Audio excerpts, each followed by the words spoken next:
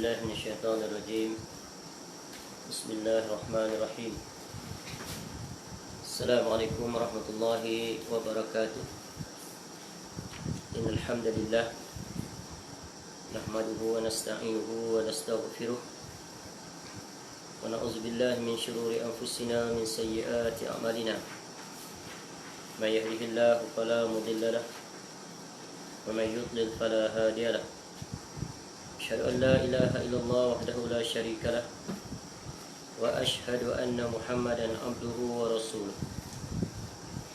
يا أيها الذين آمنوا اتقوا الله حق تقاته ولا تموتن إلا وأنتم مسلمون. يا أيها الناس اتقوا ربكم الذي خلقكم من نفس واحدة وخلق منها زوجها وبث منهما رجالا كثيرا ونساء واتقوا الله الذي تساءلون به والأرحام إن الله كان عليكم رقيبا. يا أيها الذين آمنوا اتقوا الله وقولوا قولا سديدا يصلح لكم أعمالكم ويغفر لكم ذنوبكم ومن يطع الله ورسوله فقد فاز فوزا عظيما. أما بعد فإن أصدق الحديث كتاب الله خير الهدي هدي محمد صلى الله عليه وسلم وشر الأمور محدثاتها وكل محدثة بدعة وكل بدعة ضلالة وكل ضلالة في النار. اللهم إنا نسألك علما نافعا. Ya Allah, kami memohon kepada Engkau ilmu yang bermanfaat, wa rizqan thayyiba, dan rezeki yang baik, wa amalan mutaqabbala, dan amal yang diterima. Alhamdulillah, kita bersyukur kepada Allah Subhanahu Wa Taala dapat semula kita bertemu pada malam ini untuk kita kembali menyambung majlis pembacaan dan penjelasan hadis-hadis Nabi sallallahu alaihi wasallam yang dimuatkan oleh Al-Imam An-Nawawi rahimahullah di dalam Kitabul Arba'in fi Mabani al-Islam wa Qawaid al-Ahkam, atau yang lebih dikenali sebagai Arba'in An-Nawawiyah.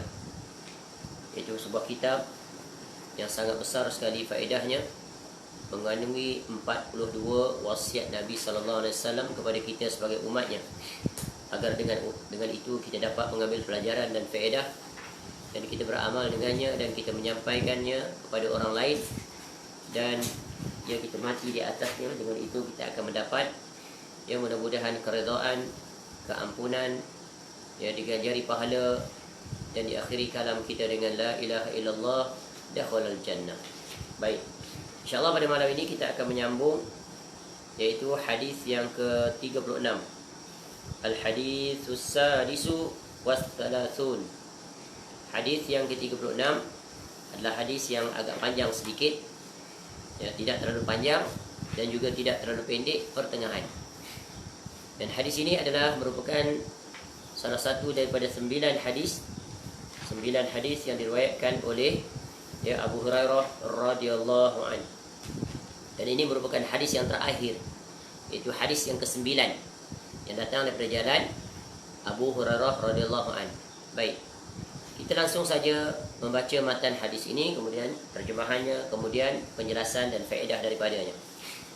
Qala al-Imam An-Nawawi rahimahullah, an Abi Hurairah radhiyallahu anhu anin Nabi sallallahu alaihi wasallam qala man nafasa an mu'minin kurbatan min kurabid dunya nafasallahu anhu kurbatan min kurabi yaumil qiyamah wa man yassara ala mu'sirin yassarallahu alaihi fid dunya wal akhirah wa man satara muslima satarahullahu fid dunya wal akhirah wallahu fi auni al-abdi ma kana al-abdu fi auni akhihi wa man salaka tariqan yaltamisu fihi ilma sahhalallahu lahu bihi tariqan ilal jannah wa majtama'a qaumun fi baitin min buyutillah yatluna kitaballah wa yatadarasunahu bainahum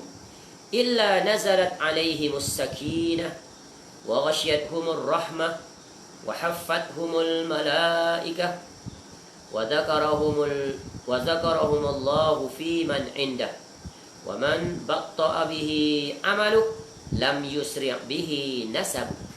Dari Abu Hurairah radhiyallahu an, semoga Allah meridainya, Nabi sallallahu alaihi wasallam bersabda, barang siapa yang melapangkan satu kesusahan, ya, barang siapa yang melapangkan satu kesusahan dunia dari seorang mukmin, maka Allah Ta'ala akan melapangkan darinya satu kesusahan di negeri akhirat,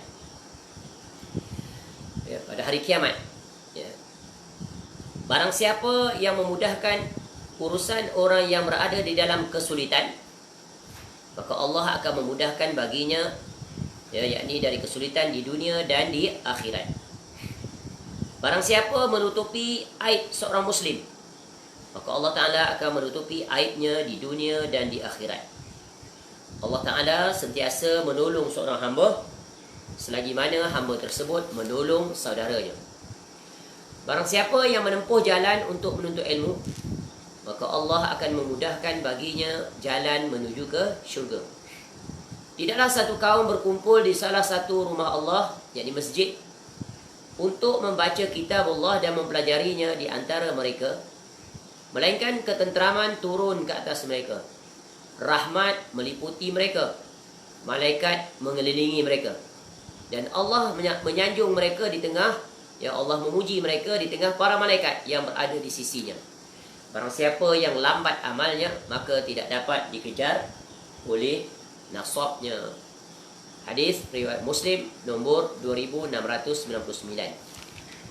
Baik, hadis ini sungguh merupakan di antara hadis yang sangat agung, iaitu hadis yang berkaitan dengan, ya, kesimpulan daripada keseluruhan ucapan Nabi SAW ini adalah berkaitan perintah dan keutamaan, ya, orang-orang yang membantu sesama muslim. Ya, Islam mengajar kita untuk mengambil berat, mengambil tahu, prihatin, concern, ya, terhadap apa yang dialami sesama muslim, khususnya hal-hal yang berkaitan dengan perkara yang dia memerlukan bantuan dan pertolongan, ya, khususnya bagi orang-orang yang berada di dalam kesulitan dan kepayahan. Ya, kesulitan dan kepayahan ini cakupannya luas, nanti kita akan jelaskan, ya, kesulitan, kepayahan yang dia hadapi ketika dia hidup di dunia. Jadi Islam melarang kita untuk, ya, mementingkan diri sendiri tanpa mengambil tahu, tanpa mengambil tindakan terhadap urusan sesama muslim, apatah lagi ketika mereka sangat memerlukan bantuan dan pertolongan daripada sesama muslim. Kerana hadis yang sebelum ini telah dijelaskan bahawa, ya, masih ingat kata Nabi SAW, ya, wa kunu ibadallahi ikhwana, al-muslimu akhul muslim. Ya, jadi hadis ini sangat berkaitan juga dengan hadis yang ke-35. Ya, seorang muslim itu adalah saudara bagi muslim yang lain. Maka, ya, hendaklah kita menjadi, ya, hamba-hamba Allah yang bersaudara. Ya, jadi bila Islam itu diikat persaudaraannya menerusi satu akidah yang sama, ya, memiliki Rabb yang sama, kiblat yang sama, Rasul yang sama, asalnya sama, kembalinya kepada Allah juga sama, ya. Jadi kesimpulan keseluruhan, seorang muslim diikat dengan akidah, ya, di samping ikatan pertautannya, yaitu dari sudut nasab ataupun asbab perkahwinan, tapi ikatan yang paling agung adalah ikatan di atas satu akidah yang sama, di atas manhaj yang sama. Baik, hadis ini diriwayatkan daripada Abu Hurairah radhiyallahu an. Ya, telah berlalu penjelasan tentang pribadi agung sahabat Nabi SAW yang satu ini, seorang ahli sufah, seorang ahli ilmu yang paling terkedepan dalam meriwayatkan hadis-hadis Nabi SAW. Dan ini merupakan salah satu hadis yang sangat agung, yang sangat besar faedah, memberikan panduan kepada kita agar menunaikan hak sesama muslim. Baik, Nabi SAW berwasiat, berpesan kepada kita kesemuanya. Yang pertama, man nafasa an mu'minin kurbatan min kurabi dunya, nafasallahu anhu kurbatan min kurabi yaumil qiyamah. Pesanan yang pertama, barang siapa yang melapangkan satu kesusahan dunia bagi seorang mukmin, maka Allah akan melapangkan darinya satu kesusahan di hari kiamat. Nabi SAW bukan hanya berbicara tentang, Iaitu keutamaan seorang Muslim itu melapangkan kesusahan, membantu dia ketika dia berada di kesusahan. Nabi SAW memberitahu juga akibat daripada perbuatan memberi bantuan itu. Iaitu nanti di negeri akhirat, dia akan diselamatkan, dilapangkan daripada kesusahan di negeri akhirat. Jadi ada dua faedah. Yang pertama adalah tentang, iaitu perintah, galakan agar kita mengambil tahu dan bertindak dalam membantu sesama mukmin yang berada di dalam kesulitan yang memerlukan bantuan. Dan kesulitan, kesusahan ini datang daripada dua jurusan. Ya, satu, kesusahan yang dihadapi dalam urusan kehidupan. Ya, contohnya dia adalah orang yang susah, miskin. Ya, tiada tempat tinggal umpamanya. Tiada kenderaan untuk dia bergerak dari satu tempat ke satu tempat. Di mana di zaman sekarang, kenderaan merupakan satu keperluan. Ya, kemudian barangkali dia berada kesusahan, ditimpa penyakit. Ya, barangkali dia dililit hutang. Ya, barangkali tiada makanan untuk dia makan pada hari-hari dalam kehidupannya.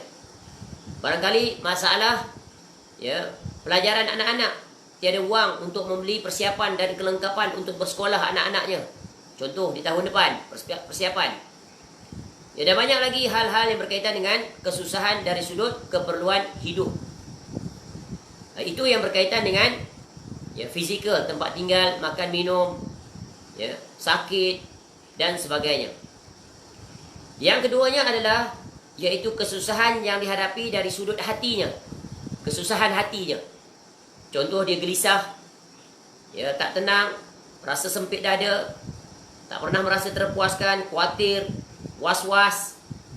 Ya, jiwanya tak tenang, risau, khawatir terhadap sesuatu perkara yang sedang dia hadapi. Risau terhadap keadaan anak-anaknya. Ya, kerana apa? Anak-anaknya barangkali, ya, melakukan perkara-perkara yang dilarang. Anak-anaknya tidak mahu mendirikan solat dan seumpamanya. Jadi hatinya gelisah, apatah lagi anak-anaknya durhaka kepada mereka dan sebagainya. Jadi begitu juga jurusan yang ketiga, susah. Susah apa? Susah contoh orang nak meninggalkan maksiat. Dia berusaha untuk menjadi baik. Ya, daripada asal dia ahli maksiat, kemudian dia ingin bertaubat, tapi susah, sulit. Maka di sinilah datangnya, iaitu orang yang akan membantunya. Ya, sebab itu, ya, membantu ini bukan hanya dari sudut kebendaan, bukan. Ya, jadi membantu ini mengangkat kesulitan luas cakupannya sesuai dengan keadaan orang yang sedang kita hadapi, yang menghadapi kesusahan. Kesusahan dari mana jurusan dia. Sebab itu mengangkat kesulitan membantu seorang Muslim itu, ya, boleh juga datang daripada pelbagai jalan, seperti dari jalan ilmu. Dia jahil, maka kita bantu dia angkat kejahilan, masalah yang dihadapi dengan memberikan ilmu, bimbingan, panduan, nasihat, cadangan, ya, tenaga, harta benda, wang ringgit dan seumpamanya. Dan cuba kita lihat contoh aplikasi dalam kehidupan. Contoh dia menghadapi masalah keluarga. Masalah keluarga bagaimana? Ya, suami isteri berlaku konflik dalam rumah tangga. Ini kan menyusahkan hati kedua-dua pihak dan pihak-pihak yang berkaitan, sebab khawatir boleh membawa kepada kehancuran rumah tangga. Jadi apa yang boleh dibuat? Bagaimana nak mengangkat kesusahan yang sedang mereka hadapi ini? Ya, kita menasihati mereka. Sebab tu di antara profession yang mulia adalah profession counselor. Dia counsel orang tu, counselling. Tu. Dia memberi nasihat. Ya, pakar-pakar counselling. Ya, pakar-pakar psikologis. Ya, orang-orang yang contoh agamawan. Ya, mereka boleh memberi nasihat dari sudut agama. Ya, counselor tadi boleh memberi sudut parenting. Macam mana dia menjaga keharmonian rumah tangga. Bagaimana nak bertemu di satu titik yang sama, saling bertolak ansur. Ya, accept kelemahan dan kekurangan, kelebihan. Contoh. Jadi dia memberi dari sudut apa ni? Nasihat. Dari sudut pengalaman, dari sudut ilmu. Itu mengangkat, maka selesai dia urusan dia, lega. Keluarga dapat kembali bertaut, harmoni. Dan begitulah seterusnya. Ya. Jadi, ya, di antara profession kita bukan mesti dalam harta benda. Ya, jadi bertindak sebagai seorang kaunselor, bertindak sebagai seorang penasihat kehidupan. Doktor umpamanya mengangkat kesusahan, betul kan? Contohnya bila dicek kamu ni dah berada di tahap sekian-sekian, tapi jangan bimbang. Ya, kita berusaha, insya-Allah Allah akan apa? Allah yang menentukan. Sebab tu Nabi SAW ajar kaedah. Dia memberikan semangat dan dorongan, memberikan harapan. Tengok bila kita ziarah orang sakit, kita ucapkan la ba'sa tahurun insya-Allah. Tak ada apa-apa, insya-Allah selamat. Insya-Allah sembuh. Kemudian kita baca doa untuk dia. Ini semuanya bentuk-bentuk ya menerusi doa, menerusi ucapan-ucapan yang baik, memberikan pengharapan. Itu adalah contoh, iaitu melapangkan satu kesusahan dunia dari jurusan-jurusan yang telah kita sebut. Ya. Begitu juga orang yang bertindak menjadi motivator umpamanya. Profession dia memberi semangat. Ya. Orang yang hilang pekerjaan. Ya. Dia berada dalam kesulitan yang amat payah. Ditambah pula dia tak ada sumber keuangan lagi dah. Habis semua simpanan dia. Maka di samping kita memberikan dorongan agar dia sabar dan sebagainya, kita cari jalan bagaimana nak membantu dia. Ya, membantu dia dengan pertolongan. Kita tak boleh bantu, kita cari orang lain yang membantu. Jadi kiaskanlah ya tentang perkara ini, iaitu melapangkan satu kesusahan dunia. Ya, maka Allah akan memberikan ya pembalasannya di mana? Iaitu nanti khususnya di negeri akhirat. Ya, di negeri akhirat nanti maka Allah akan angkat kesusahan di negeri kiamat. Dan kita tahu, ya, hari kiamat adalah hari yang sangat menakutkan. Hari yang paling mengerikan. Ya, bermula daripada kiamat besar, kemudian ya dibangkitkan, ya berhimpun di padang mahsyar. Ya, padang mahsyar yang telah digambarkan bagaimana ya kesusahan dan kesulitan yang amat sangat, paling dahsyat, tak pernah ya dialami. Ya, sehingga kita dibangkitkan dalam keadaan yang sangat menakutkan, dalam keadaan yang paling hina. Ya, tusyaruna hufatan uratan ghurlan. Bangkit dalam keadaan telanjang. Ya, tidak berpakaian, berkaki ayam dan tidak berkhitan. Kemudian ya matahari didekatkan sejarak satu batu. Panas, berpeluh.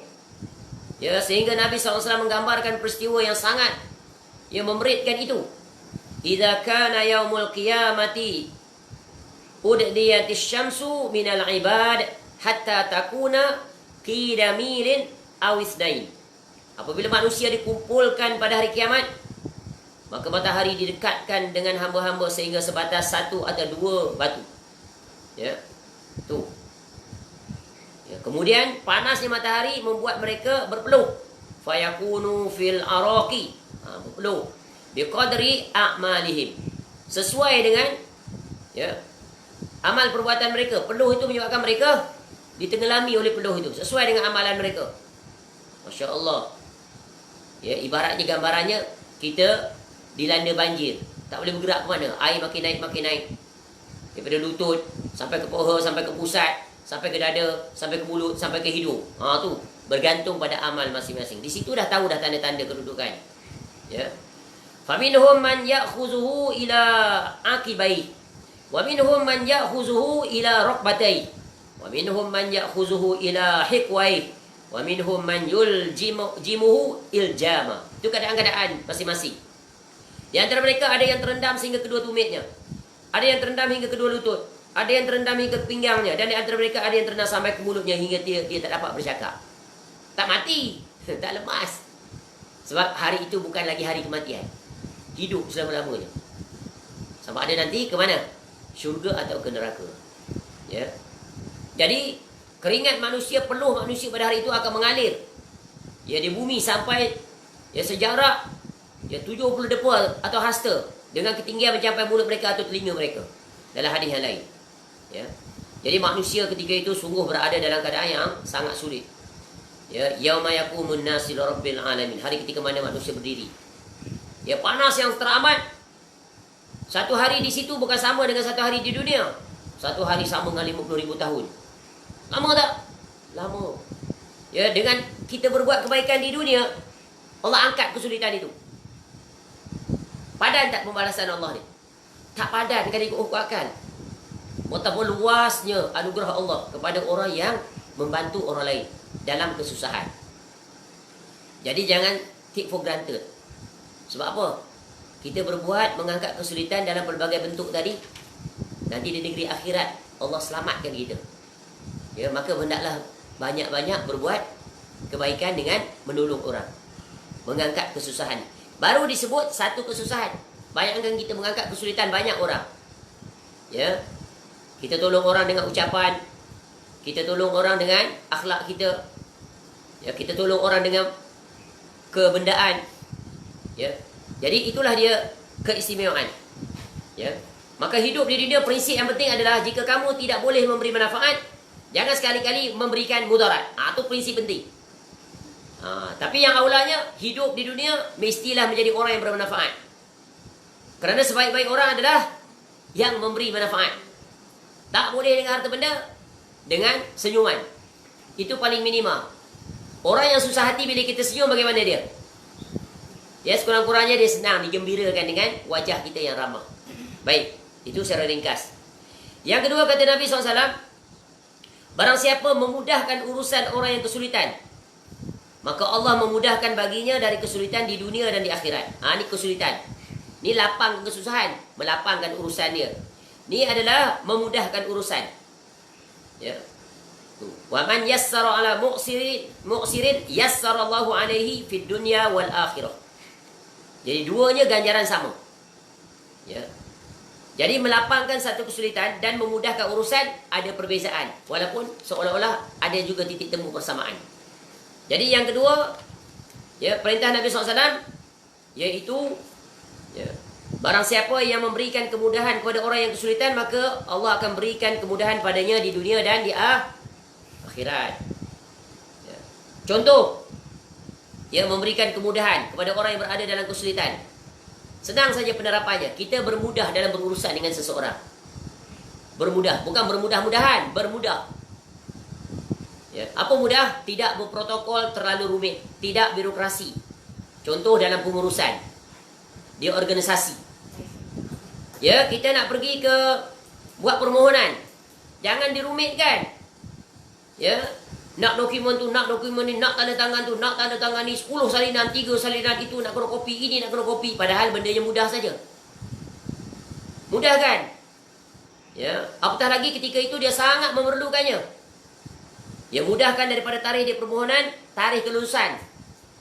Maknanya sistem yang kamu lakukan itu hendaklah efektif dan efisien. Khusus, ya, pihak-pihak yang bertindak dalam customer service, perkhidmatan, servis, ya, perkhidmatan seperti jabatan-jabatan kerajaan, hendaklah mempermudahkan, jangan menyulitkan. Ya. Sekarang macam-macam improvement dah dibuat. Dulu pakai manual, lambat, kena beratur, ambil nombor. Sekarang tak payah. Kita nak buat appointment online. Jadi pergi tu dah pasti dah waktu kita. Katakan kita book time daripada 10 hingga 12. Kita kata nak datang pukul 10.30. 10.30 kita datang, dah ada tempat.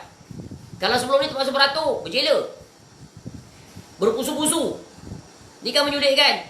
Tambah-tambah zaman COVID ni beratur tiba-tiba, ya, affected by C19. Ya. Sekarang orang berpusu-pusu pergi ke KWSP. Tu kan high risk. Kalau seorang saja detected, tutup KWSP tu, jabat tu. Terus orang tak boleh beratur. Jadi dalam keadaan ini kena cerdas, kena guna sistem untuk memudahkan, jangan menyulitkan. Ya. Jadi pengurusan yang berkaitan dengan keperluan orang ramai mesti dimudahkan, jangan menyulitkan. Ya. Eliminate birokrasi. Sebab orang tak suka tunggu lama. Kadang-kadang jauh datang dia. Dia tiba-tiba beratur di bawah terik matahari. Panjang berjela. Umur dah tua dah. Kesihan dia. Tu. Jadi di hadis ini sangat kena kepada orang-orang yang bertugas dalam memberikan perkhidmatan. Ya, dalam urusan dunia khusus. Jadi kita angkat kesulitan dia. Contoh nak keluarkan EPF, KWSP tadi, ICNA tu, mudahkan dia. Jangan rumit. Satu lagi, selalu kita telefon, ya, untuk panggilan operator servis, tak diangkatnya. Ya. Daripada pagi sampai petang. Ya, berhari-hari. Kenapa jadi demikian? Ini masalah yang paling besar. Ya. Kan menyulitkan orang. Orang urgent contohnya, memerlukan wang dia nak keluarkan. Maka segerakan. Beri keutamaan. Ya, jadi mudahkan urusan. Banyak ni kalau kita lihat dalam lapangan perkhidmatan. Jadi mudahkan urusan. Ya, sebab itu, ya, perkhidmatan hendaklah dikemaskini agar cekap. Real time service. Pergi-pergi terus siap. Macam tu. Dan banyak sudah organisasi seperti itu. Tapi masih ada banyak juga yang masih istilah kasarnya lembab. Lambat. Ya. Banyak sangat protokol yang perlu diikuti. Kan ini menyusahkan. Permudahkan. Bukan mana bermudah-mudahan. Tu kaedah. Jadi kalau kita mudahkan urusan orang yang berada dalam kesulitan, maka Allah akan mudahkan dia nanti. Contoh lain. Yang biasa dia bagi contoh, masalah hutang.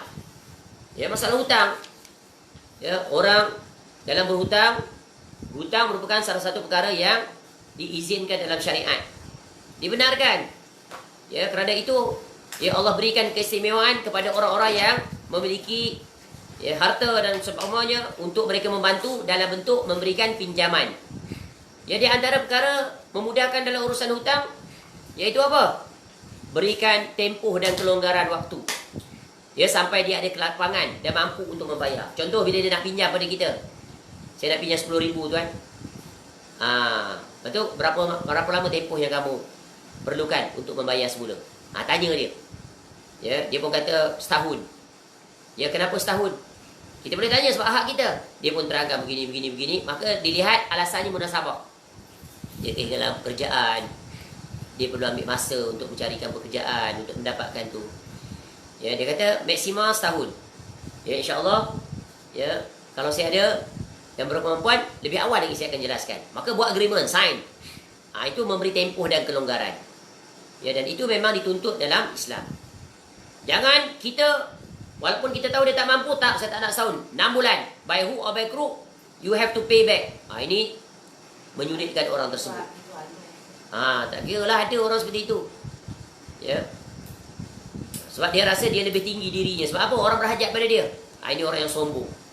Padahal dia pinjam 10,000 tu tak luar pun apa yang ada di dalam simpanan dia. Barangkali dalam simpanan dia ada 100,000. Ya, dia tak pernah keluar pun duit tu. Bertambah lagi ada. Dividen dan sebagainya. Sebab apa? Dia dah ada pekerjaan, ada perniagaan dan sebagainya. Ya. Atau cara yang kedua, iaitu memudahkan, iaitu menghapuskan, membebaskan hutang dia. Sebab dia tahu dah orang ni susah ni, tahu sangat lah. Dia kerja pun collect bahan-bahan recycle. Mana nak dapat duit 10,000? Dia perlukan 10,000 tu sebab apa? Sebab anak dia nak masuk universiti. Bukan satu, barangkali 3. Anaknya Allah kurniakan pandai-pandai. Dia satu nak masuk sekolah, satu nak masuk universiti, satu nak itu ini. Dia tak cukup sebenarnya 10,000. Tapi dia minta sekurang-kurangnya ya untuk keperluan seluruhnya. Ya, selebihnya dia cari pada orang lain barangkali. Nampak tak? Jadi kalau kita dia orang kaya, kita bagi hadiahnya. Ya, 10,000 tu apa ada pada kita? Tapi dengan 10,000, 3 anak dia masuk universiti, pahala berjalan sampai hari kiamat. Selagi anak dia bekerja, asbab bantuan kita tu dia belajar. Nampak tak? Jadi apa akibat nanti? Di negeri akhirat, di dunia Allah berikan keberkatan hidup, rezeki yang berkah. Allah akan lipat gandakan rezeki. Bukan mesti menerusi diimbal balik dengan wang, tak. Bukan mana kita bagi 10,000, kita dapat 100,000. Bukan. Itu salah faham. Jangan ingat rezeki hanya daripada penukaran material. Tak. Rezeki yang paling tinggi daripada material ni adalah Allah bagi kita hidayah, tetap istiqamah di atas agama, mati dalam keadaan husnul khatimah. Itu nombor 1, tu ingat. Allah jaga kita sebab kita menunaikan perintah Allah. Yang kedua, rezeki dari sudut apa? Allah berikan kita iaitu hidup.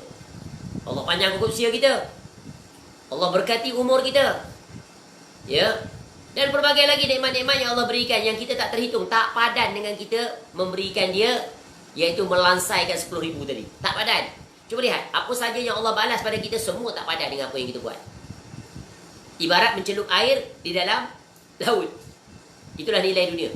Itu jugalah nilai. Apa yang kita buat itu ibarat setitis saja di sisi Allah. Tapi Allah balas seluruh lautan. Padan tak? Kita tengok ni. Angkat kesulitan di negeri akhirat. Bayangkan satu hari di dunia tak sama 50,000 tahun. Allah lindungi kita dengan perbuatan sedikit saja. Ya, jadi mudahkan urusan, jangan menyulitkan, jangan merumitkan. Ya, eliminate birokrasi. Ya, eliminate those red tape dia panggil. Eliminate those stumbling block. Mudahkan. Ya, jangan mempersulitkan. Kalau kamu mempersulitkan urusan manusia di dunia, nanti kamu akan menghadapi kesulitan berganda-ganda di negeri akhirat. Ya. Inilah dia panggil, ya, to eliminate birokrasi dan sebagainya, hendaklah bersegera, bercepat. Ya, proses-proses. Sebab manusia, mereka tak suka dilambat-lambatkan. Apatah lagi urgent basis. Dia nak segera. Minta balik dulu dah pakcik. Minta itu, minta ini. Padahal kita dah sampai dah. Takkanlah tak boleh tolak ansur. Ya, ini memang saya yang datang nak buat pengeluaran ni. Ya. Boleh saja menggunakan budi bicara, betul kan? Memang dah pastilah dia orangnya, bukan orang lain lagi. Bahkan barangkali orang di kaunter tu kenal sangat dah kita, sebab selalu berurusan. Tak, di protokol cik, protokol. Tengok ada benda, undang-undang manusia, undang-undang dunia, dia ada kelonggaran. Undang-undang Allah Ta'ala pun ada kelonggaran. Nampak tak? Macam solat, benar? Tak boleh berdiri, duduk. Yang penting solat. Ya, apatah lagi urusan buatan manusia. Lagi boleh bertoleransi. Apatah orang yang kita berinteraksi itu kita kenal sangat. Orang yang sikoh. Ya, maka permudahkan. Nampak tu? Ya, tengok. Dalam bab hutang ni sungguh banyak hadis menjelaskan tentang orang-orang yang memberi hutang, kemudian dia memudahkan. Dia tidak menyulitkan. Dia tentang kisah umat yang terdahulu. Kana tajirun yudayinun nas. Fa idza ra'a mu'siran qala li fityani tajawazu anhu la'alla Allah an yatajawaza anna fatajawazallahu anhu. Dahulu ada seorang ahli perniagaan. Dia selalu memberikan pinjaman pada manusia. Dia suka bagi pinjam ke orang. Yelah, dia ahli perniagaan banyak duit. Tapi dia bukan ceti, berkalung.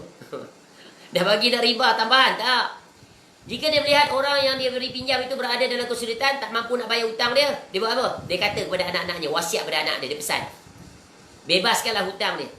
Mudah-mudahan Allah memaafkan kita dari dosa-dosa kita. Maka Allah pun memaafkan. Nampak tak? Ni seorang lelaki yang tahu keutamaan pembalasan Allah di negeri akhirat. Ingat, rumus kehidupan ni satu je. Al-jaza'u minal jinsil amal. Pembalasan sesuai dengan amal yang kamu buat. Jika kamu ingin pembalasan yang baik, maka berbuat baik. Jika kamu ingin pembalasan yang jahat, maka berbuatlah jahat. Jika kamu inginkan syurga, berbuatlah amalan-amalan syurga. Jika kamu ingin memasuki neraka, maka berbuatlah amalan-amalan yang akan membawa kamu ke neraka. Faham? Jadi hidup ini only two choices only we have. Left or right, yes or no. Dua pilihan. Tak ada pilihan ketiga. Saya nak berkecualian, nak duduk tengah. Tak. Dan hidup, prinsipnya, mesti membuat pilihan. Mesti buat pilihan. Ya. Tu. Jadi pilihan, hadis ini tengok memberikan penjelasan. Bagaimana keutamaan seorang pedagang. Biasanya pedagang ni terkena penyakit apa? Cinta dunia. Ahli perniagaan ni, usahawan lah, ya, tokoh korporat dan berbagai, biasa dia kena penyakit apa ni? Penyakit hubud dunia. Ya, maka orang yang selamat itulah orang yang akan mendapat keutamaan di sisi Allah. Ya, maka kita contohilah orang-orang kaya. Orang kaya apa? Okia. Okia, bukan Nokia. Bukan IKEA. Okia. Orang kaya ingat Allah, orang kaya ingat akhirat. Dah berlalu penjelasan banyak kali dah. Ya. Jadi kita hendaklah jadi orang kaya seperti itu. Ya, dunia tidak berada di hati, berada di tapak tangan.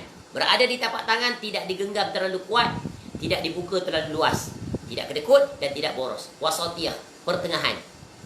Bantu orang. Ya, bila orang memerlukan. Cari orang untuk dibantu. Satu keadaan proaktif, satu keadaan reaktif. Dua-duanya ya Allah tuntut.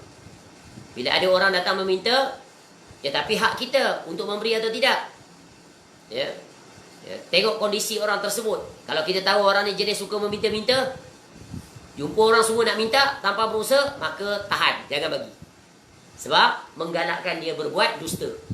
Menggalakkan dia untuk tidak berusaha. Tapi kalau kita tahu dia memang sangat memerlukan, orang yang susah, maka bantu dia. Ya, sebab dalam memberi bantuan, mengangkat kesulitan, melapangkan seseorang, perlu hazar, perlu berhati-hati. Apatah lagi di zaman sekarang, banyaknya orang iklan dalam internet. Sekejap-sekejap dia hantar WhatsApp kat kita, mesej, tolong saya susah dan sebagainya. Teliti. Sebab apa? Kita nak tutup pintu kejahatan. Supaya jangan orang mengambil kesempatan. Ya, sebab sekarang banyak cara orang buat begitu. Dia panggil scammer zaman ini. Ya, dengan mendatangkan skrip-skrip yang melembut dan meluluhkan hati kita. Padahal dia adalah scammer nombor satu, menipu. Kerana di zaman sekarang, ramai sekali orang yang berani menipu. Tak ingat dah tentang dosa. Yang penting, mission accomplished. Maka kita kena teliti. Ya, tapi kalau memang genuine, ori, betul dia memerlukan, maka bantulah dia. Ya, angkat kesulitannya. Ya, dan orang yang berhutang, mesti ada niat nak bayar. Wajib. Jangan lupakan hutang kamu itu. Ya, kamu senang, rumah makin besar. Yang memberi pinjaman pada kamu itu masih lagi rumah sewa. Ya, masih pakai kereta yang dah usia 20 tahun, 30 tahun. Kamu kereta baru. Ini bencana yang sangat-sangat. Orang seperti ini patut jangan dilunasi hutang dia. Sebab apa? Dia telah berlaku zolim. Tu kaedah.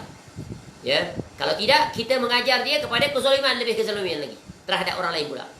Jadi ingat, bila kita berhutang, maka wajib kita bayar. Ya, jika tidak mampu, kita negotiate semula. Dan bagi orang yang beri hutang, dia tahu memang kawan dia tak mampu, maka bantulah. Walaupun berkali-kali. Sebab memang ada orang seperti itu. Ya, dia tak mampu, dia contohnya dah berusia. Nak kerja apa lagi dia dengan usia tua itu? Ya, anak-anak tak memperdulikan dia barangkali. Ataupun dia masih di ketuaan, masih menanggung anak, masih menanggung cucu. Rumah pun disewa, rumah papa yang sempit. Orang seperti itu, alangkah nikmatnya kalau kita ada banyak duit, kita buat rumah kat dia. Buat rumah. Rumah dah usang, dah rumah sewa pun bocor atap sana sini. Kita ada duit. Ya, kita cari tanah satu. Ya, sama ada kita sewa dengan pemilik tanah atau kita belikan untuk dia. Bayangkan kita bangunkan rumah untuk dia di dunia, nanti Allah akan ganti di negeri akhirat. Masya Allah. Baik. Ya, Nabi SAW mengingatkan kita. Ya, tentang betapa besarnya orang yang memudahkan mengangkat kesulitan. Itu wasiat Nabi SAW yang kedua. Wasiat Nabi SAW yang ketiga. Ya. Yaitu waman satara musliman satarallahu fid dunya wal akhirah. Ini semua adalah wasiat perintah yang sangat besar, yang hendaklah kita berusaha untuk melaksanakannya. Ya, bila kita memiliki kemampuan. Jika kita tidak memiliki kemampuan, kita ada niat untuk memiliki kemampuan. Alangkah indahnya kalau aku jadi orang kaya. Tu. Boleh aku bantu dia. Tapi aku kan daya, aku orang miskin. Aku pun tak lepas ya Allah. Tapi aku berdoa kepada Allah agar diangkat kesulitan dia. Mudah-mudahan ada orang yang datang membantunya. Tu. Itulah yang setiap kita boleh buat. Semua orang pasti boleh buat doa ini. Yang ketiga, barang siapa menutupi aib seorang Muslim, maka Allah akan menutupi aibnya di dunia dan di akhirat. Ini adalah berbentuk larangan. Tadi bentuk perintah, berbuat. Sekarang perintah untuk meninggalkan, iaitu larangan. Iaitu kewajipan untuk kita bersikap menjaga kehormatan, harga diri seorang Muslim yang lain. Hendaklah kita menutupi aib mereka. Jangan kita beberkan, jangan kita sebarkan aib seseorang, kerana itu adalah merupakan dosa besar. Apa dalil dosa besar? Sebab nanti Allah akan dedahkan aib kita di negeri akhirat. Cuba lihat kita ni, semuanya kita sama je. Semua manusia ni umum sama. Cuba lihat. Orang kita ni dikenali di sisi orang baik. Ya, orang sebut ustaz, Masya Allah baik. Orang sebut dia ahli masjid, baik. Ya, dia orang yang berbudi pekerti mulia, baik. Ya, dia sering menderma, sering membantu, baik. Orang sebut dia orang yang baik, orang yang soleh. Ya. Orang ramai melihat dari segi zahiriah. Maka Allah menjadikan kita ni nampak baik di sisi orang. Sebab apa? Bukan disebabkan kebaikan kita semata-mata, tak. Disebabkan Allah tutup aib kita yang manusia tak tahu. Khusus ketika kita bersendirian. Betapa banyak orang yang melakukan maksiat ketika bersendirian. Tiada siapa pun manusia yang mengetahui. Atas suami dia tak tahu, isteri dia tak tahu, anak dia tak tahu. Tapi Allah dia maha mengetahui. Allah tutup aib kita kesemuanya itu. Bayangkan kalau Allah buka aib kita di dunia. Malu tak? Malu. Rupa-rupanya ustaz, tapi terkenal dengan, rupanya terkenal kaki perempuan. Tu dia. Berdating-dating dengan perempuan di belakang orang. Tak tahu rupanya dia suka. Dia mengganggu wanita. Bahkan sampai tahap yang dilarang oleh Allah. Berlaku tadi? Banyak. Sebab tu dia, setiap orang diuji dengan cara yang berbeza. Dia berchatting-chatting dengan wanita. Padahal dia tu ustaz, dah ada isteri dah. Orang tak tahu tu perbuatan dia. Antara dia dengan orang tersebut saja yang tahu. Ya. Jadi Allah tutup maksiatnya. Ya, Allah zahirkan kebaikannya. Jadi dipandang orang, baik dia, Masya Allah. Tapi di sisi Allah, Allah mengetahui. Ya, jadi selama mana dia tak mendedahkan aib dirinya dan diri orang lain, Allah jaga dia. Nampak tak Allah betapa luasnya menjaga harga diri kita, jangan diketahui.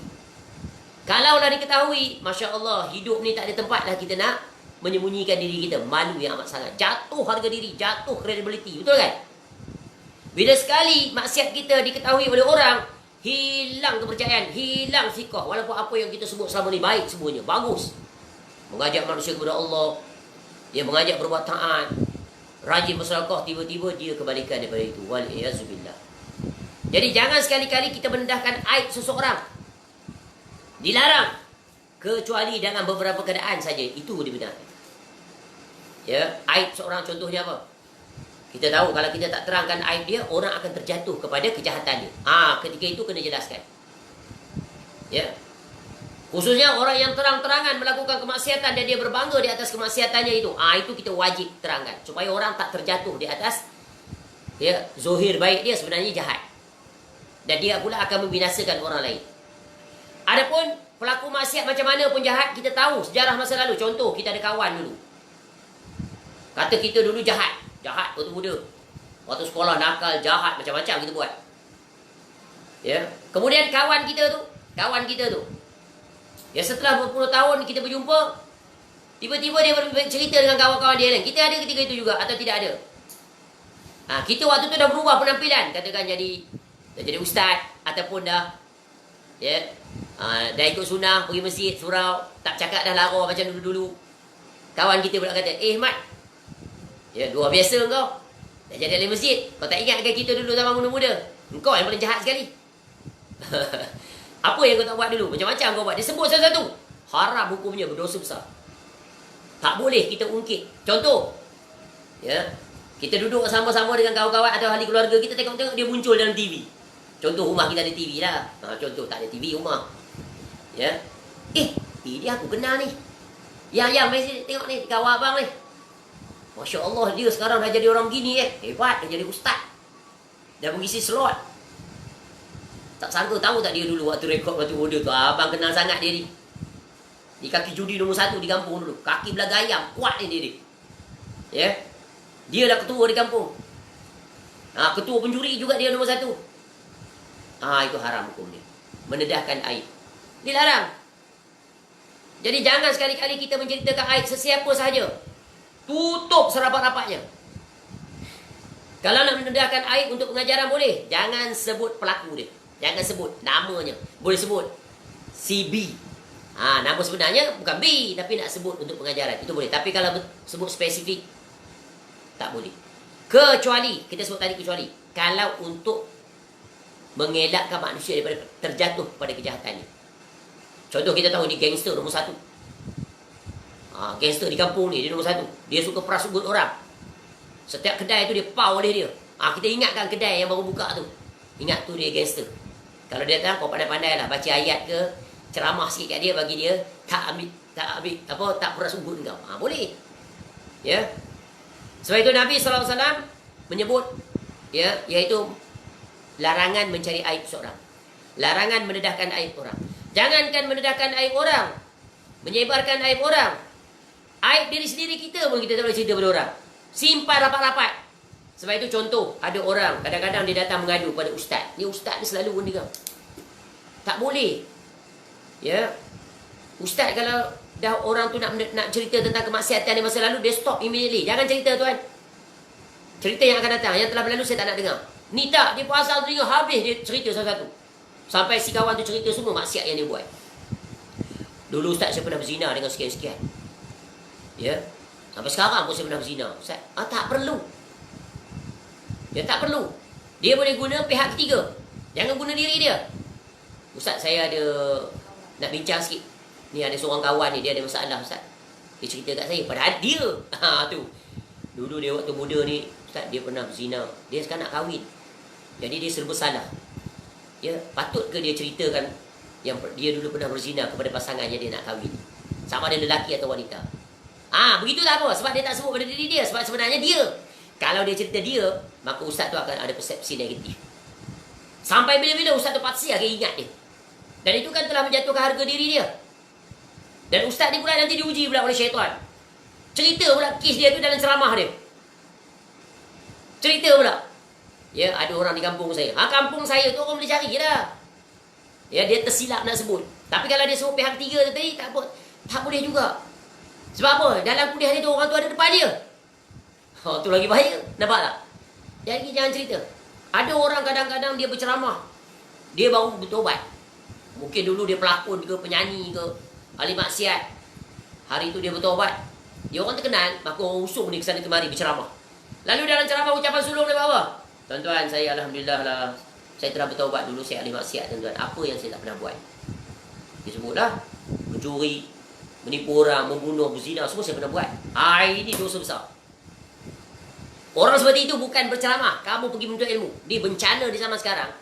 Orang yang bertaubat jadi pelakon, orang yang bertaubat jadi penyanyi, orang yang bertaubat jadi daripada pak lawak, orang yang bertaubat daripada gangster dan sebagainya, diusung ke sana semari untuk berceramah, berkuliah.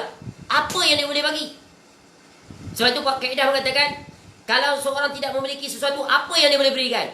Kewajipan kamu adalah bertaubat, pergi menuntut ilmu, bukan pergi mengajar, bukan pergi bagi motivasi, bukan, tak pernah dibuat.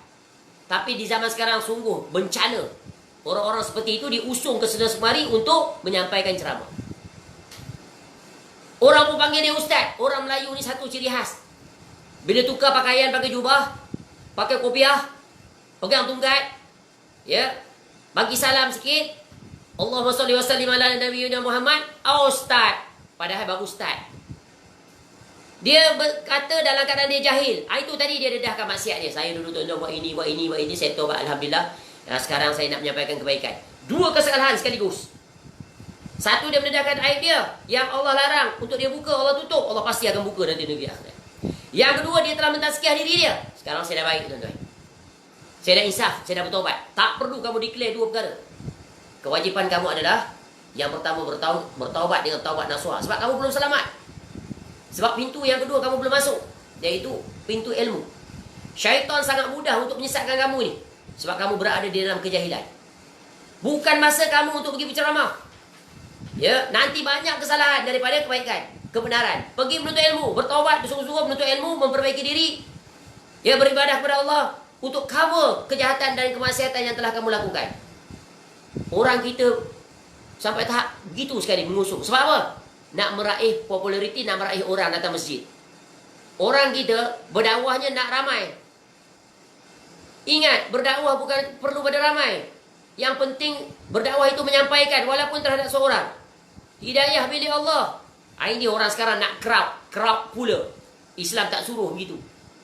Cuba tengok Rasul-Rasul alaihi wasallam. Mereka tu bergantung pada ramai orang ke?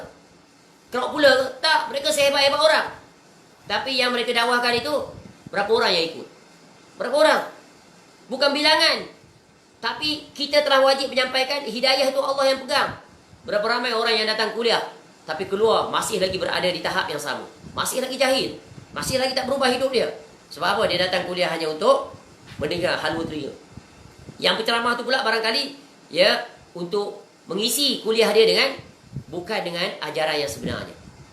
Ya, menyebabkan ahlinya ketawa, dia terbahak-bahak menceritakan kisah itu, kisah ini, ya, bukan daripada qala Allah wa qala Rasul. Menyibukkan manusia dengan sesuatu yang tak sepatutnya mereka itu disibukkan. Apatah lagi kuliahnya disertai dengan adanya muzik, ya, bernyanyi, bernasyid, ya, berlakon lagi, meniru, ya, toko-toko, ya, lawak jenaka, ya, pelakon-pelakon dan sebagainya. Sungguh ini adalah perkara yang merupakan musibah. Tinggalkan. Baik, kembali. Jadi jangan kita sekali-kali mencari aib.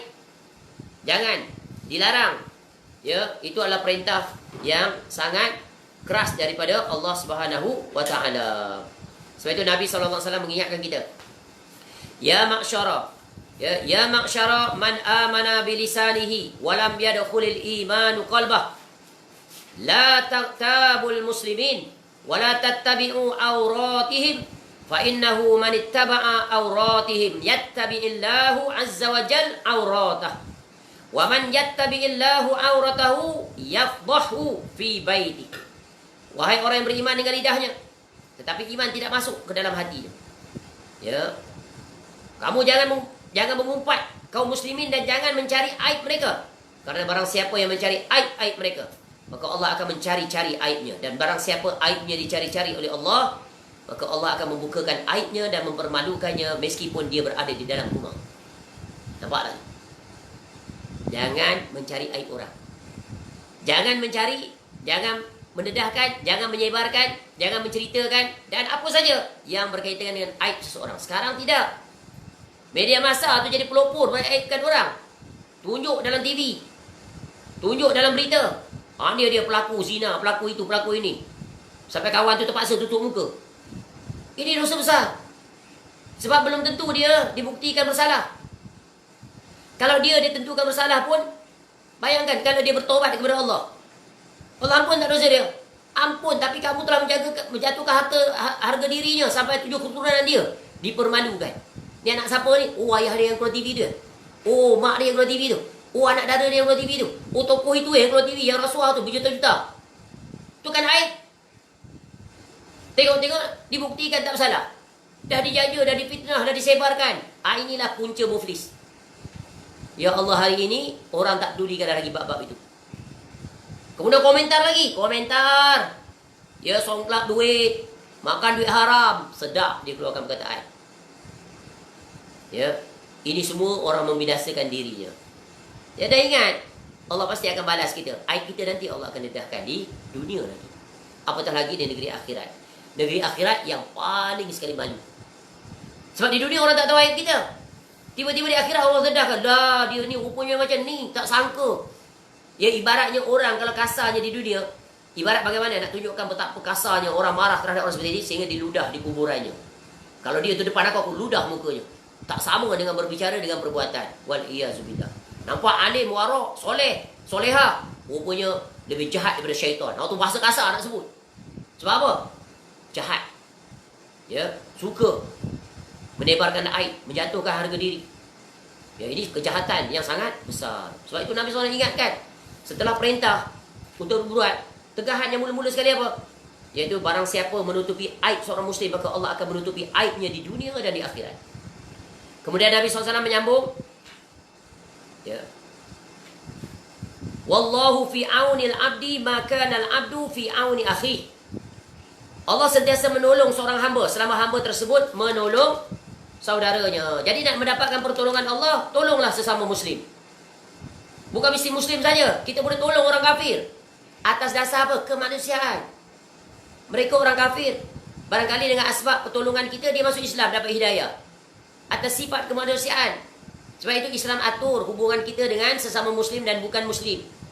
Dia duduk di bawah pemerintahan Islam, dia dapat hak yang sama. Dari sudut keperluan dunia dia. Dari sudut agama, dia tak dapat hak sama. Apa hak sama? Dia boleh untuk mengamalkan di kalangan dia. Dia tak boleh sebarkan kepada orang Islam. Sebab apa? Islam agama yang hak, agama yang benar. Tapi Islam boleh menyebarkan kepada mereka. Sebab Islam agama yang hak, yang membawa kepada Allah, yang membawa ke syurga. Ya. Maka kena faham ni kaedah ni. Jadi untuk meraih pertolongan daripada Allah, tolonglah sesama muslim. Dari 3 jurusan tadi. Iaitu apa? Melapangkan kesusahan dunia, memudahkan urusan dalam kesulitan, dan tidak menebarkan aib mereka. Maka Allah akan berikan pertolongan. Ya. Kemudian kata Nabi SAW, Nabi berpindah kepada bab yang ada kaitan dengan keseluruhan ni. Semua ni tak akan dapat dibuat, tak akan dapat dijalani dengan satu kunci. Apa kunci dia? Wa man salaka tariqan yaltamisu fihi ilma, sahalallahu lahu bihi tariqan ilal jannah. Ya. Dan barang siapa yang berjalan, menempuh jalan-jalan untuk menuntut ilmu, maka Allah akan mudahkan baginya jalan menuju syurga. Apa kaitannya tiba-tiba seolah-olah dia macam satu slot, satu plot yang totally different. Shift. Berpindah daripada satu episod, 3 perkara tadi, kemudian ke episod menuntut ilmu. Sebenarnya ada kaitan. Sebab apa? 3 perkara ini tak akan dapat ditunaikan dengan sempurna melainkan pintu apa? Pintu apa? Ilmu.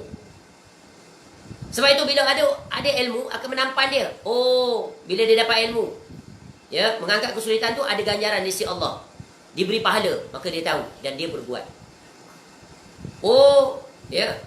Iaitu tidak menyebarkan aib merupakan satu pahala. Ya, dan dia akan dijaga aibnya nanti di negeri akhirat dan di dunia. Dengan ada ilmu, maka dia berjalan di atas ilmu. Jadi menunjukkan apa? Kunci terhadap keseluruhan kebaikan dan kunci terhadap segala keburukan berkaitan dengan ilmu sesudah iman. Dan iman itu juga sebenarnya definisinya ada ilmu.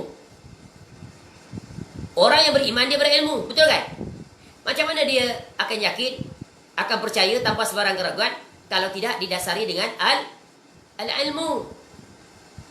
Sebab itu para rasul-rasul alaihi wassalatu wassalam semua datang membawa apa? Bawa ilmu. Dan mewarisi kepada umatnya ilmu. Tidak ada yang lain yang diwariskan oleh para rasul-rasul alaihi wassalatu wassalam.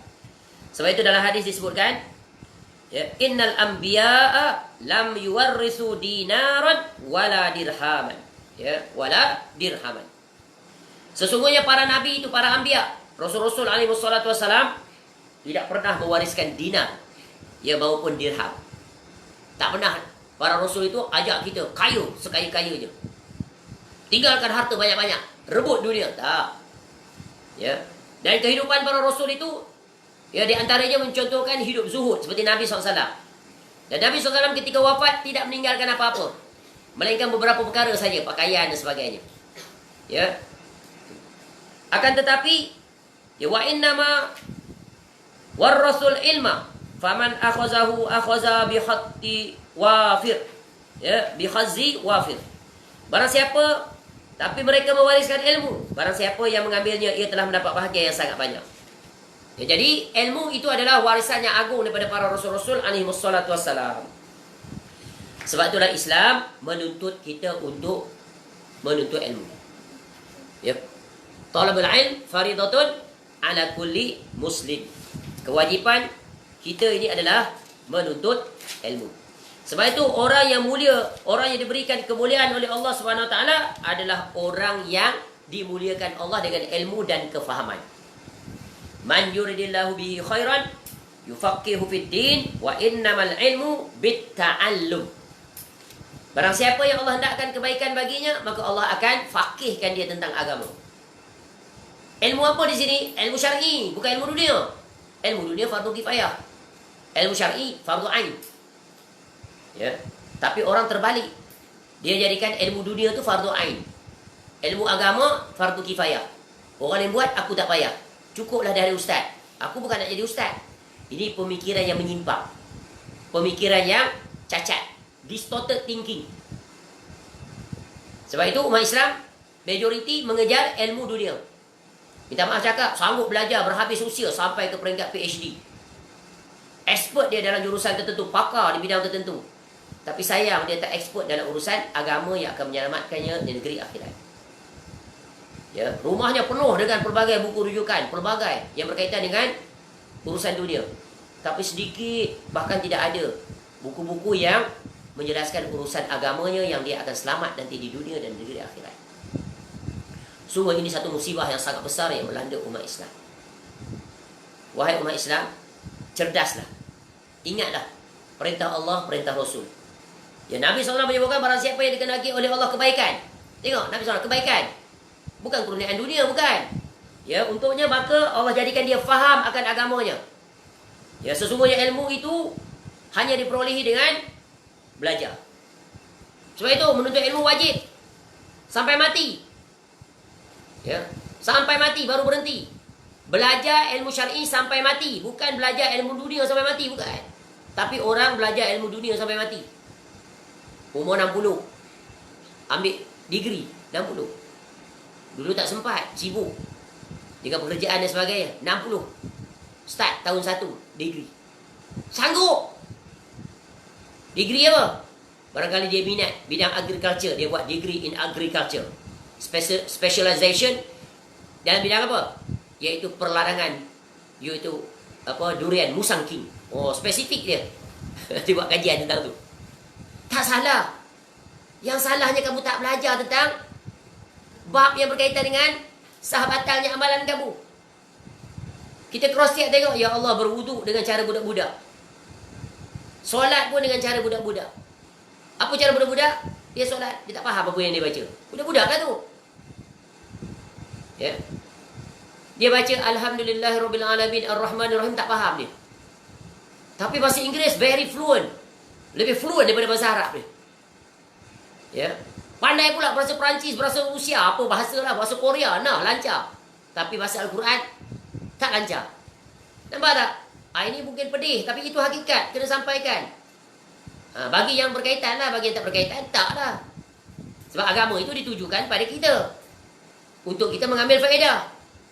Ya, Masya Allah. Ini peringatan, sama-sama kita mengingat. Sebab usia kita tak tahu bila kita akan dipanggil oleh Allah. Apa yang akan kita jawab? Kamu ilmu dunia hebat, sampai macam-macam gelar kamu dapat, gelar dunia lagi. Tapi dalam urusan akhirat kamu jahil. Ya. Baksah batas solat pun kamu tak tahu. Terlupa dalam solat dan sujud sahwi pun kamu tak tahu. Sampai tahap tu jahil. Tapi ilmu dunia, expert, specialist. Ya. Satu tubuh organ manusia dia tahu. Urat itu, urat ini, pergi ke mana, speed berapa, kalau ada clogging apa jadi, doktor rupanya. Tahu semua dia. Tapi tentang urusan akhirat, dia jadi orang awam. Dia tak jadi specialist macam dia jadi doktor tu. Kalau dalam urusan doktor dia boleh jadi specialist, kenapa urusan agama dia tak boleh jadi specialist? Padahal yang kita dituntut jadi specialist urusan apa? Urusan akhirat. Tidak ada alasan. There is no excuse for us not to learn. Allah akan tanya, urusan dunia kamu boleh? Sanggup berhabis wang, berhabis usia, berhabis tenaga, cengkang mata, PJJ lagi, macam-macam lah. Kenapa urusan akhirat? Perkara fardu ain kamu tak bersungguh-sungguh. Kenapa? Arba'in 42 hadis ni pun kamu tak pernah belajar. Jangan ke Sahih Bukhari, Sahih Muslim. Arba'in pun kamu tak pernah toleh. Kitab pun tak ada di rumah. Nak jawab apa tu? Ni kita patut sediakan soalan-soalan untuk kita buat persiapan di negeri akhirat. Tengok Allah Ta'ala dah ajar kita buat persiapan prior to our actual condition di alam barzah. Supaya tak boleh lagi datang alasan. There is no excuse, there is no way out. You cannot escape. Allah dah ajar kita berusia di sana Nabi SAW. 4 soalan ni kamu kena prepare. Prepare sebelum kamu masuk di alam barzah. Man rabbuka, wa man nabiyuka, wa ma dinuka, wa ma ilmuka, wa ma amaluka. 4. Prepare dia dengan pemahaman dan pelaksanaan. You live with it. And you share with others. You have to teach those under your responsibility. Ajar anak-anak kamu. Cuba tanya anak-anak kamu. Please explain your God. Sila jelaskan Rob yang kamu ibadahi itu. Boleh saya kata tak? Tak boleh dia. Hanya sakat Tuhan yang kita ibadahi adalah Allah. Mati takat tu je. Tak lulus lagi. Kena detail out. Kena kenali Rob itu siapa. Ya. Kemudian pergi kepada mengenali Nabi SAW. Fail. Ramai orang Islam kena tanya tentang please explain your Prophet Muhammad SAW. In brief. Brief baru. Tapi dia punya pokok-pokok dia, skeleton dia. Detail datang kemudian, itu bonus. Right from beginning until end. Beginning, middle, end. Cukup. Kita tanya awal. Explain tentang Nabi SAW, conditionnya sebelum dilahirkan. Ketika dilahirkan. Kemudian dalam pertengahan, coba cerita transition period. Between, before, during and after hijrah. Itu kan garisan perengah. Ketika wafat Nabi SAW, bagaimana kondisi Nabi SAW ketika wafat? Nabi SAW berada di mana? Siapa yang bersamanya? Siapa yang memandikan jenazah Nabi SAW? Nabi SAW wafat pada hari apa? Dikubumikan pada hari apa? Siapa yang mengimami solat tarawih? Solat jenazah Nabi SAW. Banyak field. Tapi kalau explain, please explain theory of gravity, which initiate by Newton principle. Explain dia. Very detail.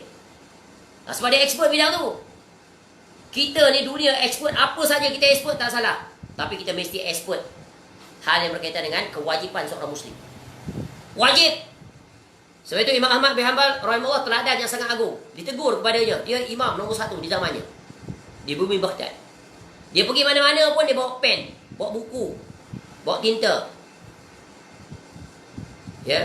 Lalu orang tegur, wahai imam, kamu ni pergi mana-mana pun bawa pen, bawa tinta, bawa pena. Ya, maknanya apa? Dia belajar. Buat catatan. Padahal dia imam, tok guru. Maha guru lah istilahnya. Ma'al mahbarah ilal makbarah. Dia kata apa? Bersama tenter sehinggalah ke alam kubur. Baru aku berhenti. Jadi tugas kita menuntut ilmu sampai mati. Cuba lihat. Ketika kita nak mati, apa yang orang buat pada kita? Kita nazak, orang buat apa pada kita? Orang mengajar kita, betul kan? Lakinu mautakum la ilaha illallah. Dia ucap kalimah ni. Dia kan ilmu ni. Nak tutup hayat tu, dia ajar kalimah ni. La ilaha illallah. Supaya kamu dapat ucapkan, mati dalam keadaan husnul khatimah, dakhal jannah. Akhir kalam itu, siapa mati dalam kalam itu, maka tanda-tanda husnul khatimah. Nanti di alam barzah, dia boleh menjawab lagi soalan tu balik. Soalan tu juga yang akan ditanya. La ilaha illallah, man rabbuka? Muhammad Rasulullah wa man nabiyuka? Faham? Ya, kemudian kemuncak Islam. Ya, agama kamu ni Islam ke di dunia? Tapi kalau nama saja Islam tak praktik, macam mana nak jawab? Ya, pembohong. Ya, hanya mengaku-ngaku tapi tak dibuktikan dengan amal. Masya Allah. Sebab itu nak menjelaskan tentang menuntut ilmu ni luas sekali cakupannya. Wahai orang-orang yang disibukkan dengan urusan dunia, segera insaf. Segera kembali ke meja kuliah. Belajar. Ya, dalam satu hari pun tak banyak yang kita ambil masa. Katakan kita konsisten, kita allocate masa kita, itu pun terlalu sedikit. Tak padan dengan usia kita habis untuk belajar di urusan dunia. Sejam saja, average. Between Maghrib and Isya. Betul kan? Belajar. Dan orang yang belajar, makin lama makin dia dekat dengan Allah. Makin cinta untuk berbuat kebaikan. Makin dapat dia menahan terhadap godaan dunia. Dan akhirnya Allah berikan dia sifat zuhud dan qanaah. Nikmat inilah syurga yang paling agung bagi seorang insan di dunia, iaitu dia memiliki sifat qanaah. Ya. Syurga seorang manusia itu di mana? Di hatinya. Tapi bila manusia itu hubbu dunia, maka dia akan tersibukkan, jiwanya gelisah, ya, hatinya sakit, tak pernah terpuaskan. Ya. Hatinya sentiasa terikat dengan dunia. Ya, Covid ni ada nampak, bilalah nak selesai. Nak selesai untuk apa? Untuk dia segera mengejar dunia. Padahal apa yang ada pada dia pun, ya, tak terhabiskan. Dah tercukupkan, bahkan terlebihkan. Ya. Dia tak nampak bila yang dia minta angkat Covid tu, mula-mula dia kata apa? Segera aku nak ke masjid. Segera aku nak mendengar majlis ilmu. Segera aku nak menyampaikan ilmu. Segera aku nak pergi menuntut ilmu.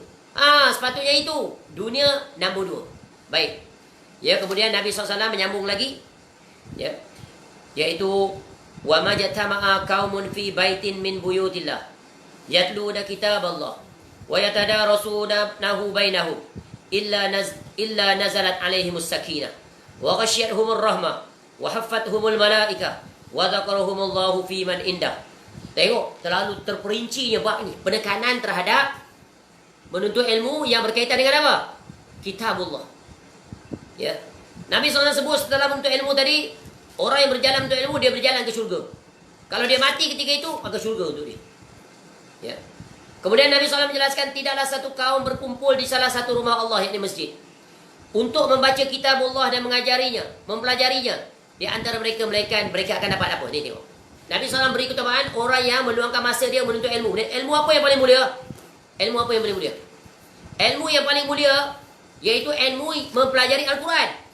Mempelajari isi kandung Al-Quranul Karim, maka dia adalah ilmu yang paling agung. Ya. Sebab itu Imam Syafi'i rahimahullah dalam syair kata apa? Semua ilmu itu, ya, melalaikan, menyibukkan. Ya. Kulul ilmu siwa, tak ingat apa dia punya syair tu. Semua ilmu adalah melalaikan, menyibukkan, kecuali Al-Quran dan As-Sunnah.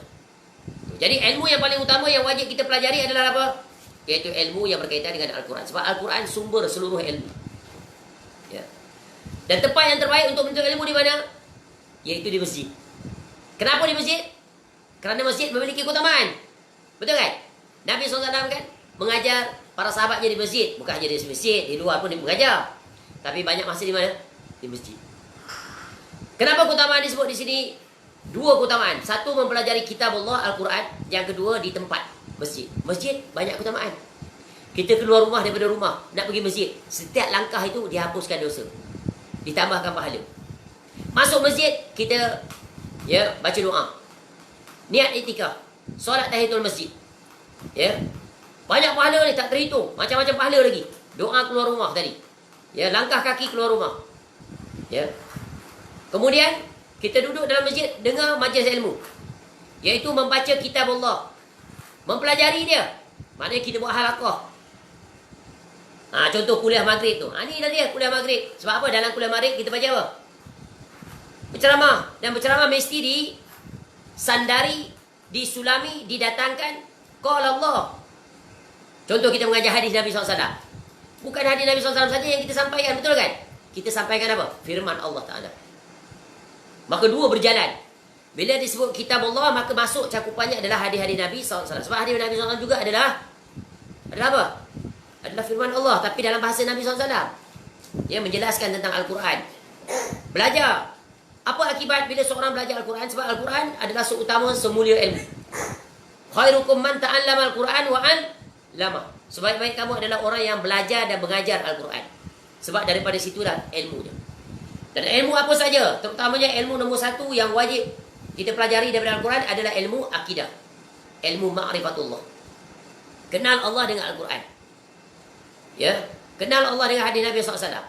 Kenal Allah dengan penjelasan para sahabat Nabi SAW. Jangan berpaling daripada kaedah ini.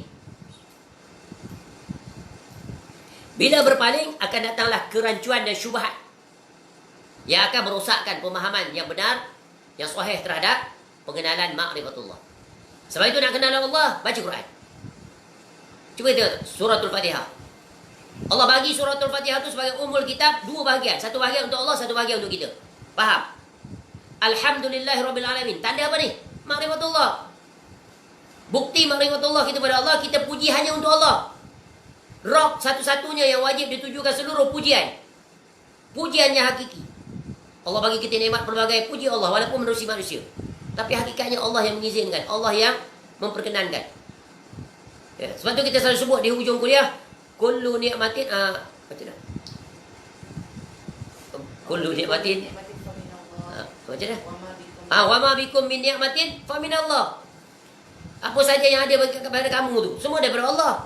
Walaupun jalannya manusia. Itu sebab musabab. Ya. Tu. Jadi ya belajar. Ya teruskan dan dekat dengan Al-Quran. Sebab tu selalu kita sebut di rumah kita hendaklah ada kitab tafsir. Ada kitab terjemahan. Ada kitab tafsir.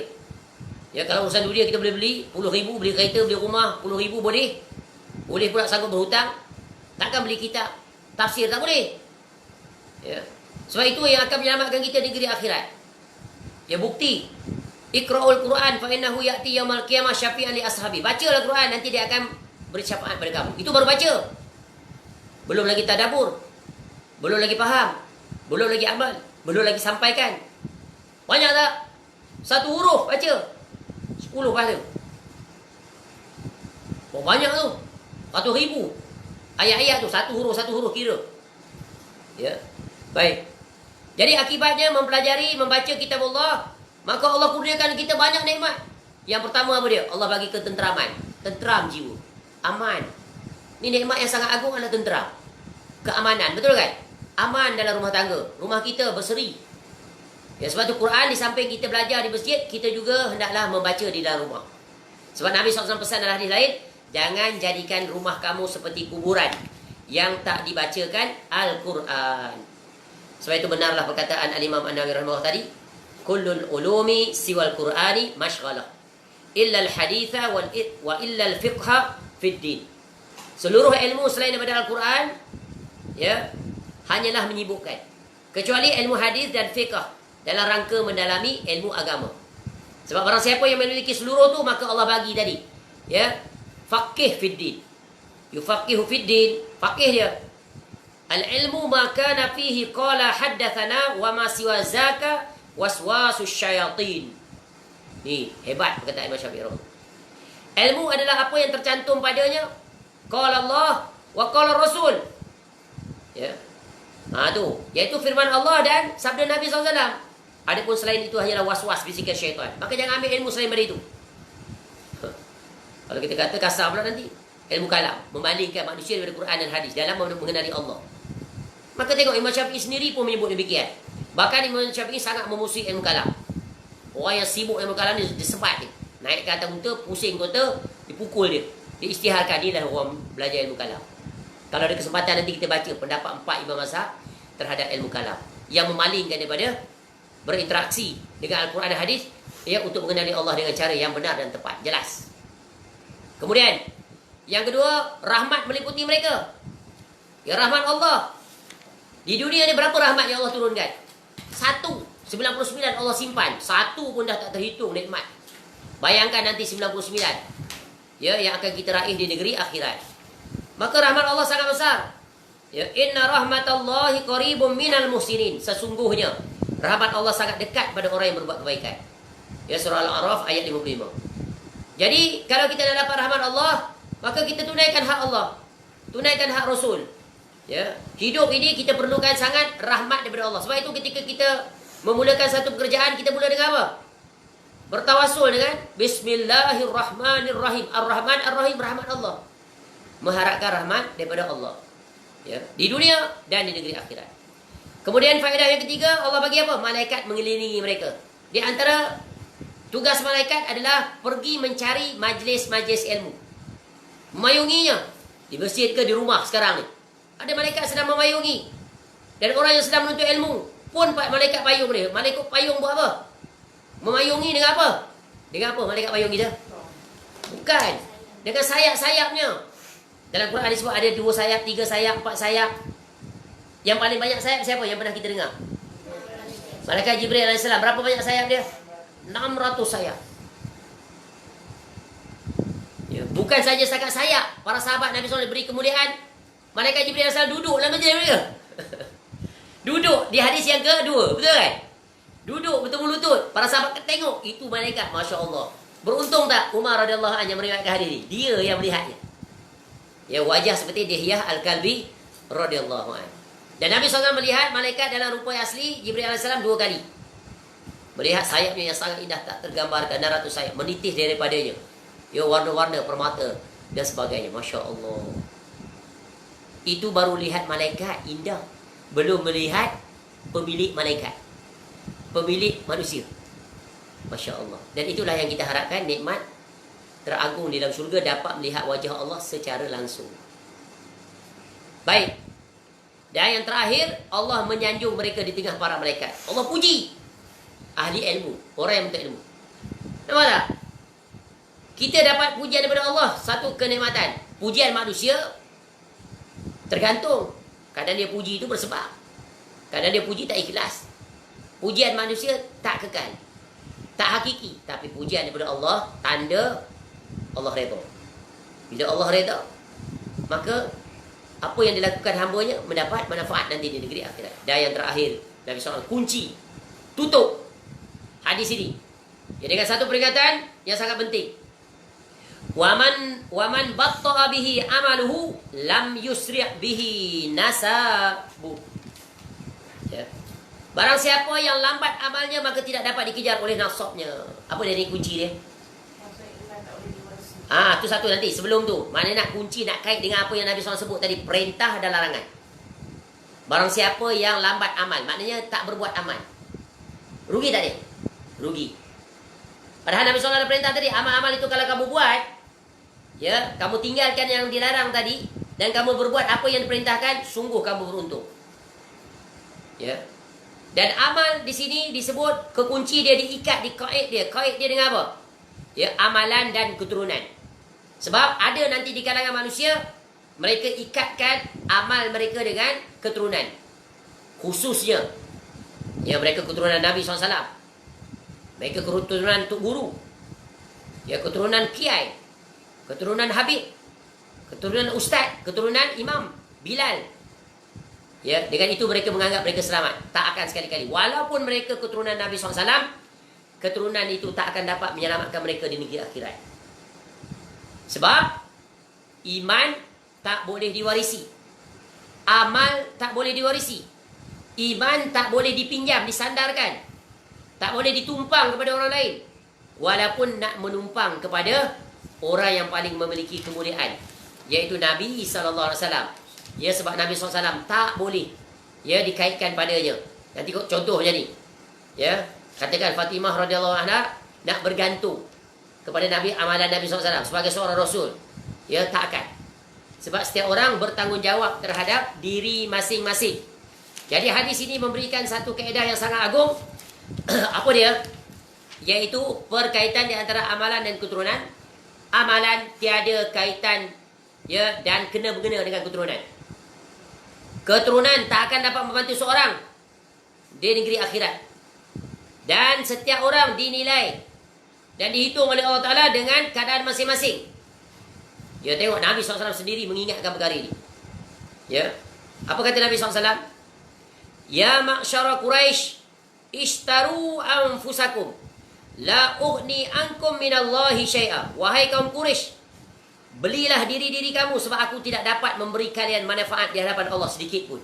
Tu bangsa Quraisy, bangsa Nabi SAW. Kaum Bani Abdul Manaf, ya, Abdul Muttalib tu dekat leluhur Nabi SAW. Ya Bani Abdul Manaf. Tengok Nabi SAW sebut, la ughni ankum minallahi syai'a. Ini satu penegasan, satu pengikraran, satu peringatan penting. The most important message to those who are very close to Rasulullah SAW. Ingat ni, as a reminder. Wahai Bani Abdul Manaf, aku tidak dapat memberi kamu manfaat di hadapan Allah sedikit pun. Ya Abbas bin Abdul Muttalib. Ini siapa ni? Bapa saudaranya yang Islam. Dua bapa saudara Nabi SAW. Hamzah radhiyallahu an dan Abbas radhiyallahu an. Aku tidak dapat memberi kamu manfaat apa pun di hadapan Allah. Kemudian lagi Nabi SAW sebut, la ughni anka minallahi syai'a. Ya Safiyatu ammata Rasulillah sallallahu alaihi wasallam, la ughni anki minallahi syai'a. Ya wahai Safiyah, ya bibi apa? Saudara. Ya Rasulullah, aku tidak dapat memberikan kamu manfaat apa pun di hadapan Allah. Dan penegasan Nabi SAW kemuncak untuk memukul orang di zaman sekarang yang mengaku dan mengaitkan dirinya dengan Nabi SAW, membangga-banggakan dia. Ini apa kata Nabi SAW? Ya Fatimah binta Muhammadin SAW, salini ma syi'ti min mali, la ughni anki minallahi syai'a. Wahai Fatimah anak Muhammad, mintalah dari hartaku sesukamu. Aku tidak dapat memberi kamu manfaat apa pun bagimu di hadapan Allah. Apa makna ni manfaat ni? Sudah apa ni? Amalan kamu bergantung sendiri. Adapun manfaat Nabi SAW beri syafaat, ada. Itu ittifaq ulama. Nah, ini maksudnya apa? Aman. Aku tak payah beramal, tak apa. Aku keturunan Nabi SAW. Tu dia. Mulia seseorang bukan disebabkan keterkaitan keturunan, kedekatan, tak. Mulia seseorang disebabkan ketakwaan. Inna akramakum indallahi atqakum. Dan orang yang mulia bertambah mulia. Siapa? Dia ada garis keturunan nasab dengan Nabi SAW, Ahlul Bait, dan dia orang yang bertakwa, berjalan di atas aturan, ajaran datuknya Nabi SAW. Dia berpegang teguh dengan tauhid, dia menjauhi kesyirikan, bahkan memeranginya. Dia berpegang teguh dengan sunnah datuknya sallallahu alaihi wasallam, dan dia memerangi bid'ah seperang-peranginya. Ini dia adalah orang yang mencontohi, yang berjalan ittiba di atas datuknya Nabi SAW. Jika dia keturunan Nabi SAW, terbukti memang sahih, tapi dia menyelisihi datuknya dari sudut akidah dan sudut ibadah, maka dia tak akan ada manfaat. Sia-sia dia, bahkan rugi dia.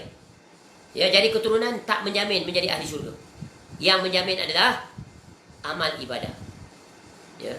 Kalaulah keturunan menjamin seorang memasuki syurga, sungguh Allah Ta'ala tidak berlaku adil. Maha suci Allah daripada tidak berlaku adil. Kalau keturunan menjamin keselamatan, sudah tentulah Nabi Nuh AS isterinya selamat. Sudah tentulah anak lelakinya selamat, tapi tidak selamat. Kalaulah keturunan itu memiliki keterkaitan dari segi selamatnya di negeri akhirat, maka pasti selamatlah ayah Ibrahim AS, tapi dia juga tak selamat. Maka pasti selamat jugalah Abu Talib. Ya, di sisi Nabi SAW nanti di negeri akhirat, dia juga tak selamat kerana dia menyelisihi Nabi SAW, tidak beriman. Nampak tak? Jadi ingat kaedah, keturunan tak akan dapat mendahului amal. Maka setiap orang memiliki kewajipan yang sama di dunia. Sebagai hamba Allah, hendaklah mempersiapkan bekal. Dan sebaik-baik bekal, watazawwadu fa inna khairaz zadi taqwa wattaquni ya ulil albab. Dan berbekallah. Sebaik-baik bekal adalah takwa kepada Allah, dan takutlah pada aku, bertakwalah kepada aku. Inilah pesanan dia yang sungguh menakjubkan, yang sangat besar sekali faedah daripada hadis yang sangat agung ini. Sungguh penjelasan-penjelasan yang ringkas ini mudah-mudahan cukup, faham dan memberi manfaat bagi kita kesemuanya. Maka berjalanlah dengan hadis ini. Jika ingin memerlukan perincian terhadap hadis-hadis sebelum ini sampai ke hadis yang 36, maka rujuklah di kitab syarahan Ibnu Rajab Al-Hambali rahimahullah, kitab Jami'ul Ulum wal Hikam. Sungguh besar sekali penjelasan-penjelasan di situ, dan daripada situlah kita mengambil faedah-faedah. Dan begitu juga pengarang Arba'in An-Nawawiyah, pensyarahnya kebanyakannya akan mengambil faedah daripada kitab Jami'ul Ulum wal Hikam. Mudah-mudahan bermanfaat. Semoga Allah menjadikan kita yang berupaya dan mampu untuk menunaikan wasiat Nabi SAW dalam hadis yang ke-36, iaitu perintah dan keutamaan membantu sesama Muslim dan kewajipan seorang Muslim di dalam talabul ilm sampai dia bertemu dengan Allah Ta'ala. Wallahu alam. Segala kebaikan semuanya kembali kepada Allah. Kita bersyukur di atas nikmat Allah. Alhamdulillahilladzi bi ni'matihi tatimmus shalihat. Semoga Allah mengampuni dosa-dosa kita, kekurangan-kekurangan kita, dan Allah menjaga aib-aib diri kita di dunia dan di negeri akhirat. Begitu juga kita menjaga aib-aib orang lain di dunia, dengan itu kita terselamat di negeri akhirat. Wallahu a'lam. Panjang umur, insya-Allah kita akan sambung besok dengan hadis yang ke-37, iaitu niat berbuat baik maka Allah ganjari pahala. Wallahu a'lam. Semoga Allah menghimpunkan kita kesemuanya ke dalam syurga Firdaus bersama dengan Al-Imam An-Nawawi rahimahullah, dapat bersama dengan kekasih yang kita ridui, yang kita cintai, yang kita sayangi, yang kita teladani, yaitu Rasulullah sallallahu alaihi wasallam, ke dalam syurga Firdaus ma'al ladzina an'amta 'alaihim minan nabiyyin was-siddiqin wasyuhada'i was-salihin wa hasuna ulaika rafiqa. Wallahu a'lam. Subhanakallahumma wa bihamdika asyhadu an la ilaha illa anta astaghfiruka wa atubu ilaik. Wa sallallahu ala nabiyyina Muhammad wa ala alihi wa sahbihi wasallam. Wa akhiru da'wana anil hamdulillahi rabbil alamin. Assalamualaikum warahmatullahi wabarakatuh.